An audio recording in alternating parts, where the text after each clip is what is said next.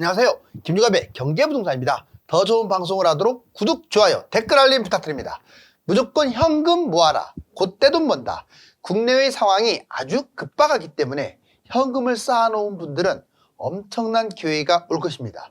S&P는 한국의 PF 위기와 1, 2년 집값 하락을 예측하였으며 무주택자들을 위한 대출이 또 나왔습니다. 미국은 고금리 후유증과 전쟁, 상업용 부동산 붕괴로 휘청거리고 있고 중국은 극심한 경기 침체와 부동산 폭락으로 경제가 무너지고 있습니다. 과거는 모두 잊고 곧 불어닥칠 떼돈 벌 기회를 반드시 잡아야 합니다. 유료상담은 010-2616-6276 제가 직접 메소타임과 입지를 추천해드립니다. 지금 바로 전화하십시오. 자, 무조건 현금 모아라. 곧 떼돈 번다. 이게 돈의 물결이에요. 여러분들도 돈의 파도에 이게 타고 가야 할 거 아니에요. 자, 기회가 왔을 때 내가 얼마를 가지고 있든지 그걸 창출을 해야 합니다. 자, 여기 보시면 먼저 오늘 소식부터 간단하게 S&P 태형건설 여파로 비은행 PF 신용 리스크 우려 확대. 마침내 해외에서도 무진장의 관심을 갖고 있습니다. 지금 우리나라 주가만 못 가는 거 아시죠? 지금 딱 중국, 홍콩, 대한민국 주식 3개만 못 가요. 다른 나라들은 지금 신고가 근처로 다 가고 있어요. 거의 내가 보기에는 1000포인트 가까이 못 가는 것 같아요. 코스피가. 그런 여파가 물론 이제 위기는 기회이기 때문에 다음에는 저는 이제 긍정적으로 갈 것으로 보여지지만 그런 부분들이 바로 이런 거하고도 연관이 된 거예요. 자, S&P 태형건설 여파로 비은행 PF 신용 리스크 우려 확대. 자, S&P는 집값 하락을 또 예측을 했고요. 전세대출, DSR 추진한다. 그리고 무주택 대출, 즉 정부가 무주택자들에 대한 상당수 배려를 하고 있습니다. 무주택자들한테는 희소식이라고 할 수 있죠. 자, S&P가 태형건설 워크아웃 PF 위기로 지금 확산되고 있기 때문에 각 건설사들이 지금 위기 상황이다. 돌발 상황이다. 이렇게 지금 예측하고 있고요. 한국부동산 1, 2년 집값 회복세가 너무나 낮다. 이제 앞으로 1, 2년 동안 못 올라갈 것이다. 집값이 계속 떨어지기만 할 것이다. 정부 가계부채 연체율로 그럼 집값이 떨어지면 부양책을 써야 하는데 가계부채 연체율로 부양책도 쓰지 못한다. 정부가. 전세대출 DSR 추진. 자, 전세대출 DSR 적용. 이걸 전세대출을 DSR 적용하면 이거 전세 안 받고 집 사는 거 아니야? 그거보다는요 갭 투자 방지 효과가 있어요. 보통 전세대출을 받는 사람들 중에서 집은 다른 데다 사놓고 전세대출을 받기 때문에 바로 갭 투자 방지 효과, 즉 집값 하락에 영향을 더 줄 수 있어요. 자, 주택 보유자가 추가 전세대출 했을 때 DSR을 강력하게 적용한다 이 말이에요. 특히. 그리고 스트레스 DSR, 금리 인하, 변동금리에 타격을 줍니다. 만약 금리 인하가 된다 하더라도 변동금리에 스트레스 DSR 가상금리가 적용되기 때문에 생각보다 체감을 못 느낀다 이거죠. 자, 무주택자 대출 제2특례 상품. 이제 특례라는 말, 이 말은 안 써요. 사실상 보금자리론과 적격대출. 자, 이게 나왔죠. 6억에서 9억까지 DSR을 물론 적용합니다. 그렇지만 3, 4% 금리 낮잖아요. 이걸 고정금리로 진행합니다. 그리고 신생아 대출이라고 들어보셨죠? 이제 여러분들 아직 결혼을 안 시켰더라도 2년 동안만 하면 되니까 25평 9억 이하 최대 5억까지 대출을 해주는데 무려 1에서 3%예요. 거의 1%대가 많아요. 1.6, 1.8. 정말 다시는 안 올 것 같은데 그런 대출은. 그러니까 무주택자들에게 젊은이들에게 엄청난 기회가 오고 있습니다. 자, 이제 무조건 현금 모아라. 여기 보시면 현금 확보, 기회비용으로 무궁무진한 가치를 투자. 즉 돈을 갖고 있다는 것은 어떤 상황이 돌아왔을 때 거기에 투자를 해서 수익을 극대화할 수 있다는 거죠. 자, 두 번째, 과도한 부동산 정리. 지금 너무 이렇게 좋지 않은 거 막 끌고 가면은요, 이거 정리해야 돼요. 부동산을 여러 개 끌고 가서 좋은 게 아닙니다. 뭐 주택이라든가 아파트도 아닌 주택, 그 다음에 상가, 토지, 건물.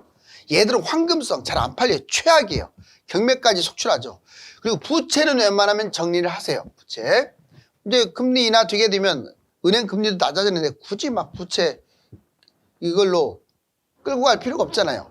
자, 은행, 개인, 사업대출, 개인 파탄의 원인이죠. 사업 확장하면 안 됩니다. 지금 이렇게 상황이 시절이 하수상할 때는 사업보다는 어떤 식으로든지 버티고 월급을 받아야 돼요. 창업, 분점, 사업 확대는 부자들 부도를 일으키는 지름길이 돼요. 일반 서민들도 부도의 지름길입니다. 아무 때나 하지 말라는 게 아니라 특히 이렇게 변곡점이 올라가고 할 때는 조심하라고요. 투자 금지.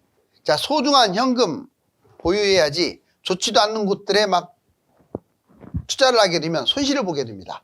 불안전한 회사 이직, 계약직, 알바, 소규모 직장 위험, 생활비 고통 다 좋은데 가급적이면 정규직으로 4대 보험이 나오는 곳에 들어가서 나중에 대출을 받을 때 안전하게 대출이 나올 수 있는 곳에 취직을 하는 게 좋아요.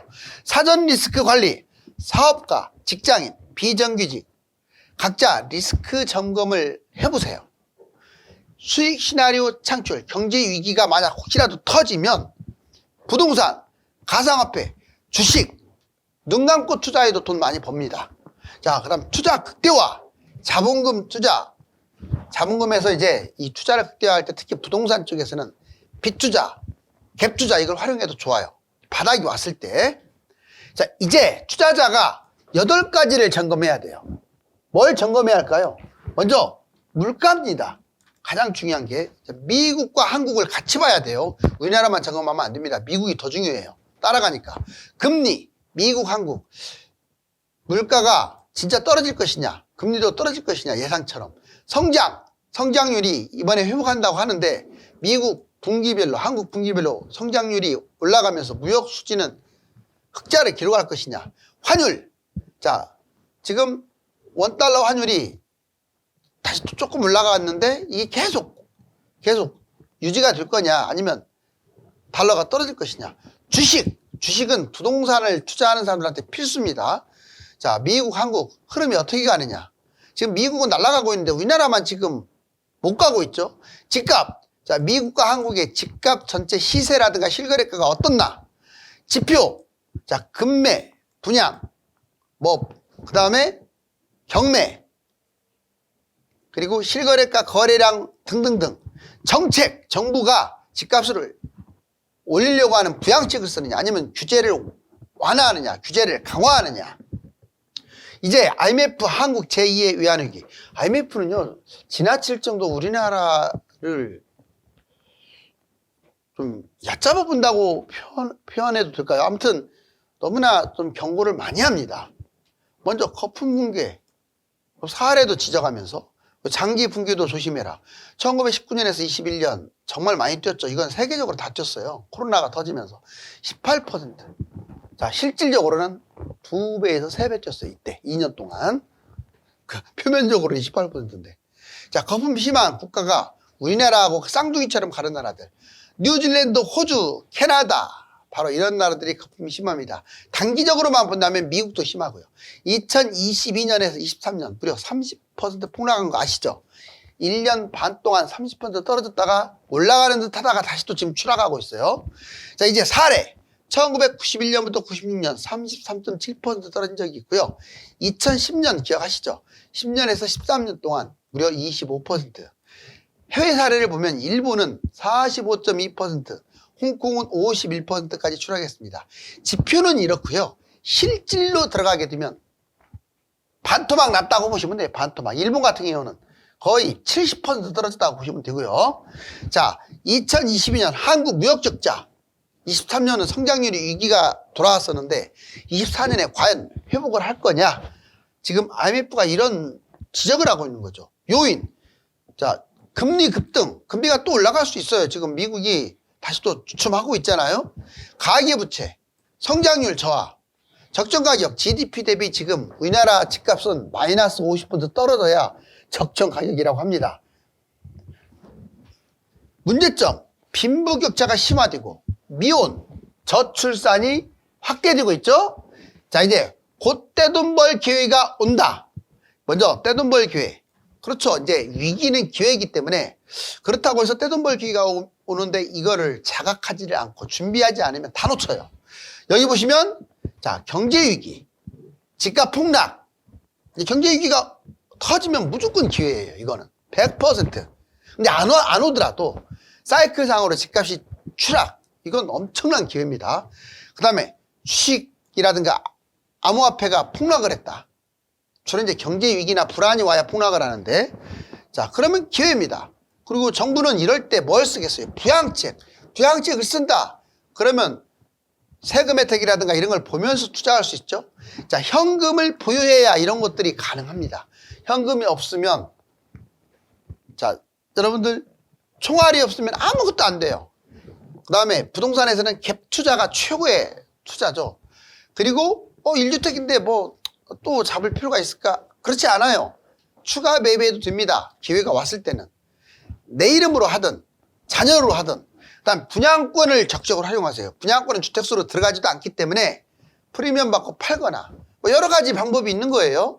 특히 3기 신도시나 서울 괜찮은 곳들이 만약에 나중에 경제 위기가 터지거나 또는 경제가 불안하거나 또는 물량 폭탄으로 가격이 못 갔을 때는 미분양이 날 수도 있어요. 설령 미분양이 안 나더라도 프리미엄이 조금밖에 안 붙을 수 있어요. 그런 것들을 잡으면 되겠죠.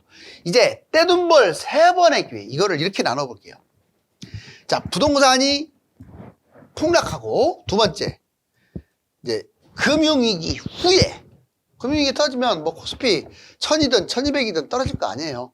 세 번째, 또는 금융위기 전, 이제 금융위기가 곧 터질 것 같다, 정말로.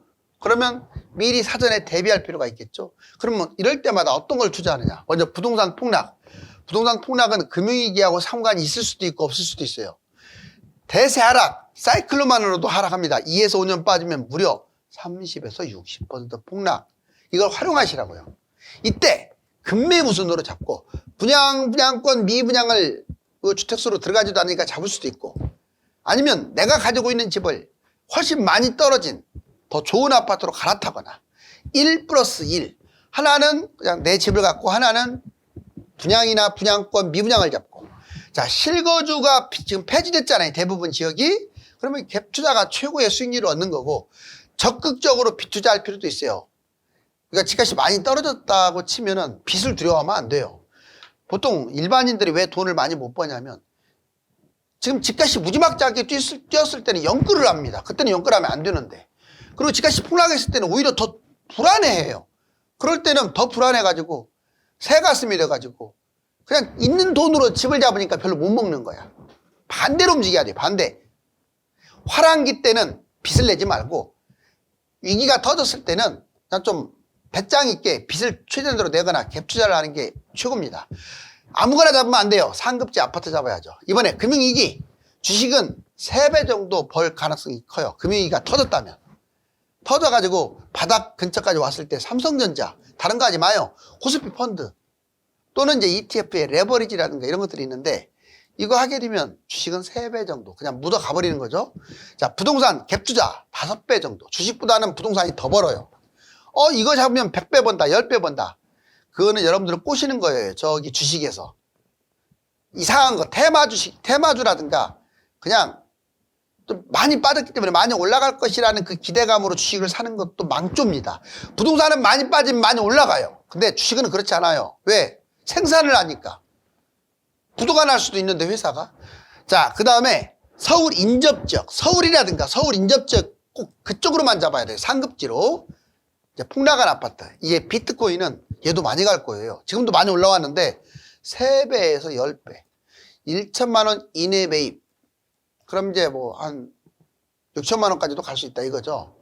자, 그런데 이제 여러분들 비트코인 투자할 때는 이름 없는 것들 하지 마세요. 자, 그 다음에 금융위기 전에는 금융위기가 터지기 직전까지 그럼 달러가 치솟을 거예요. 아마 30%는 올라갈 것 같아요. 예를 들자면 1250이나 1300대에 있던 달러가 1700, 800 이렇게 갈 수 있다고요. 과거 사례 봤을 때 1600에서 거의 2000까지 갔었거든요. 이번에 금도 30% 올라갈 가능성이 커요. 1g당 지금 현재 86,000원이에요. 네이버 치면 뜨죠. 자, 위기 시에는 12만까지 갈 수 있습니다. ETF, 인벌스. 자, 이제 하락장에 금융위기가 터질 것 같다 그러면 이제 주가가 추락하잖아요. 그러면 주가가 떨어져야 먹는 걸 인벌스라고 하잖아요. 거의 4배는 먹을 수 있어요. 인벌스만으로도. 자, 코스피를 추종하는 인벌스를 매입하면, 그리고 바닥에서 매도를 해야죠. 올라가면 오히려 손실을 보니까. 이번에 자, 폭락장 부동산으로 돈 버는 방법을 좀 더 디테일하게. 자, 첫 번째 이것도 돈 버는 방법도 많아요. 서울 있죠. 항상 서울은 잊지 마세요. 1번이 서울이에요. 그 다음에 두 번째, 서울에 인접된 곳들의 갭 투자 또는 빚 투자 또는 실거주 세 가지를 한번 나눠볼게요. 어느 게 제일 낫겠어요? 당연히 갭이 1등이고 빚이 2번이고 실거주는 제일 돈을 못 벌어요. 그나마 서울에 투자해야겠죠. 자, 매입, 서울 인접 경기도. 전국에 많이 떨어진 명품 아파트가 많이 올라가죠. 수익률 순서, 갭투, 빚투 실거주, 빚 없이 실거주. 자, 방법, 폭락장, 상급지 500세대 이상 아파트를 매입해야 돼요. 괜히 뭐 다가구 이런 걸 매입한다든가 빌라를 매입한다든가 그러면 망조듭니다. 두 번째, 자 이제 이거 매수만 있는 게 아니라 서울이라든가 3기 신도시. 왜 3기를 제가 계속 넣냐면요, 3기 신도시는 분양가 상한제를 적용하면서 분양가가 싸요. 뭐야 5억이나 주는데 뭐가 싸요? 안 그래요. 상한제 적용됐어요. 그게 상한제 적용되지 않는 그냥 평범한 재건축 재개발이면요 더 훨씬 안 좋으면서 비쌉니다. 잊지 마세요. 매입, 서울 유망 대단지, 3기 신도시, 전국의 유망 대단지. 그리고 수익률 순서는 서울 유망, 두 번째가 3기. 항상 서울에 힘이 많이 뛰는 거예요. 분양도. 그 다음에 3기 신도시 잊지 마세요. 그 다음이 경기 전국 유망이에요. 자, 방법, 폭락장의 지역별 명품 분양권 미분양. 특히 미분양보다는 분양권이 피가 붙었을 때 초피를 잡는 게 더 좋아요. 자, 상급지 비싼 아파트 갈아타기. 이번엔 갈아타기 할 수 있죠. 고가 매도하고 저가에서 매수하면 최고죠. 그런데 언제가 고가가 언제가 저가, 이게 아리까리 하잖아요. 집을 팔고 또 집을 안 잡으면 결국 손해봅니다. 나중에 보면. 그래서 이제 여기 제일 바닥. 이게 그냥 지금 좀 떨어졌잖아요. 그러니까 집을 판 사람들은 제 생각은 항상 바닥이라고 생각을 하고 그냥 갈아탔으면 좋겠어요. 집 매도하고 현금 보유, 이건 안 좋아요.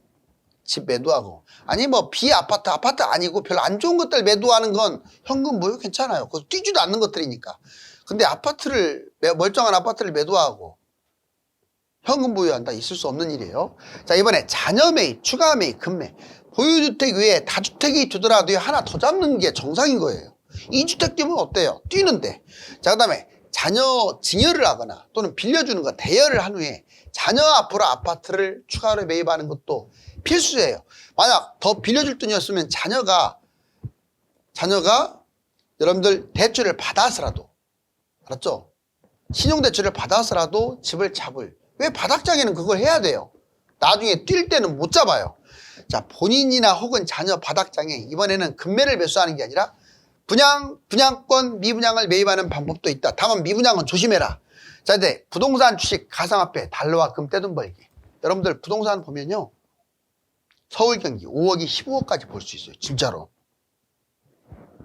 갭 투자할 경우는 이렇게 많이 벌어요. 서울이라든가 3기 유망지역 분양도요, 보통은 더블 생각하세요. 더블. 5억은 10억까지 간다고 보시면 돼요.